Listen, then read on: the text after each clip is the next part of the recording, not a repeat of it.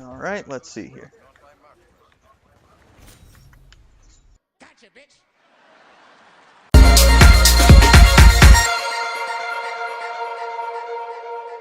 Hey guys, how's it going? Grindtastic Games, and I wanted to wish all of you a very happy Memorial Day. Uh, Although, at the same time, today is not necessarily a happy day. Memorial Day, it's important to remember what today is all about. It's about thanking veterans for their service, those who have died in battle, come back home, and everything in between, you know. Not every veteran comes back in one piece or comes back at all. So, if you see a veteran, say thank you. Uh, it's important to give veterans as much support as we possibly can because these people who are struggling to, make things work. Sometimes they've got PTSD or issues like that, and it's just important that we give them some sort of supportive system here at home. So, uh, Butterbar, Mrs. Butterbar, thank you very much for your service.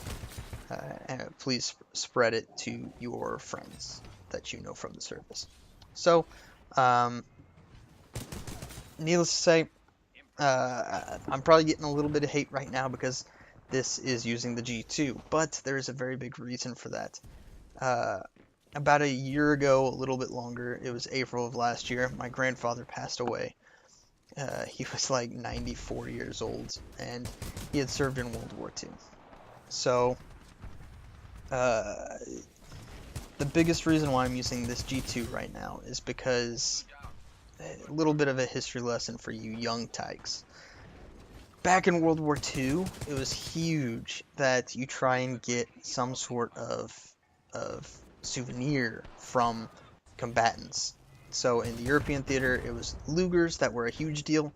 In the Pacific theater, it was kind of just anything, really.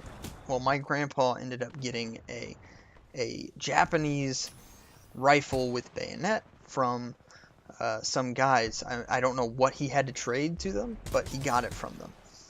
Uh, from what he tells me and from what they told him, the rifle was found on the corpse of a combatant, or it might not have even been on a corpse. I'm not sure. That might have been my younger brain embellishing a little bit. But it was found in a cave system that the Japanese had bunkered into and made very difficult for us to get into. So with that, it was a authentic Japanese rifle that has been left to my brother and I since my grandfather passed away. So that's why I'm using the G2. Don't hate on me. You're probably never going to see another video with the G2 again after this. So, with the Memorial Day, coming by again, I felt like I would kind of share a story that my grandpa shared with me about how soldiers get like. I can't think of a more relatable story in this situation, but my grandpa, whenever the draft came around in World War II, was a senior in high school. So he was about 2 months, him and the rest of his class were about 2 months from actually being graduates. What they did at this point was they went to the enlistment center and they told these people, look, we're 2 months from graduating. We would really appreciate it if you would extend our draft summons for a couple of months. So the individuals at the enlistment center agreed. They extended it a couple of months and left it be. At this point, I apologize if I'm breathing weird because my throat is just scratching me up super bad. But so they all went through the rest of their 2 months of school and they graduated and they all went to the enlistment center. All the boys in class. They went and did their duty at a ripe old age of 18.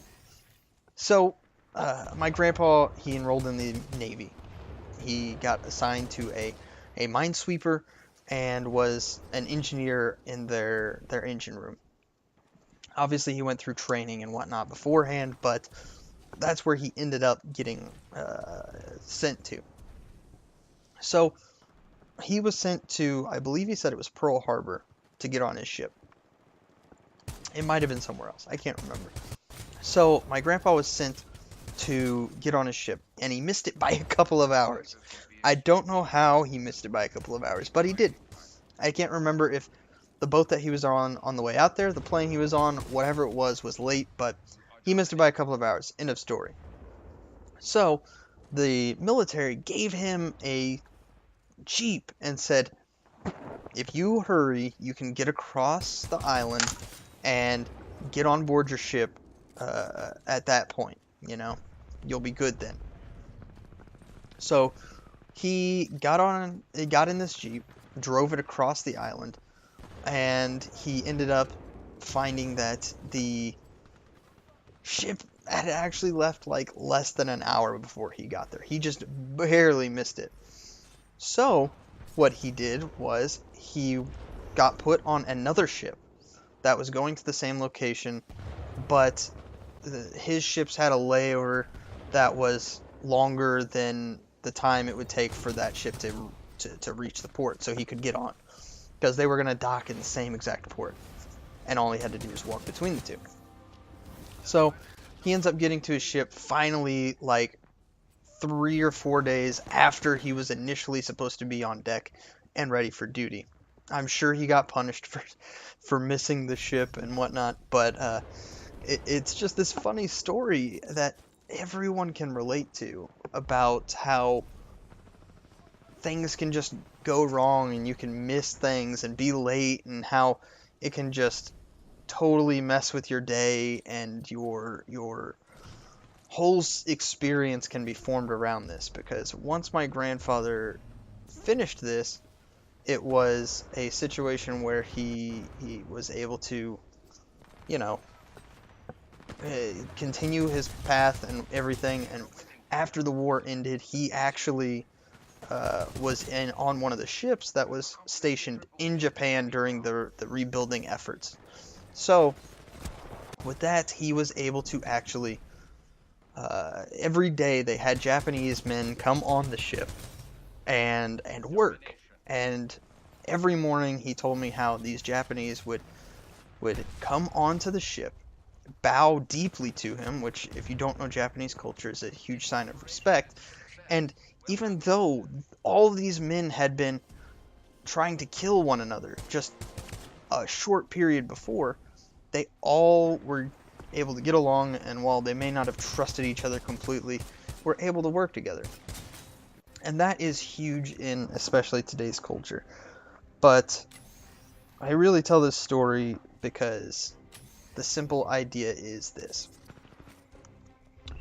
everyone is sacrificing that is in the military. There's no one that's doing this and not losing out in some way or something.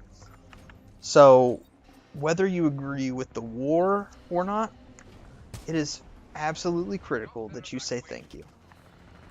I mean, Butterbar, Mrs. Butterbar, thank you again. Everyone else, thank you. But veterans are a huge deal, and we need to say thank you to them. If you agree, please just, like the video, share it, spread the message on how important it is to thank our vets. And that's really it. I will see you guys next time. Thanks. Bye.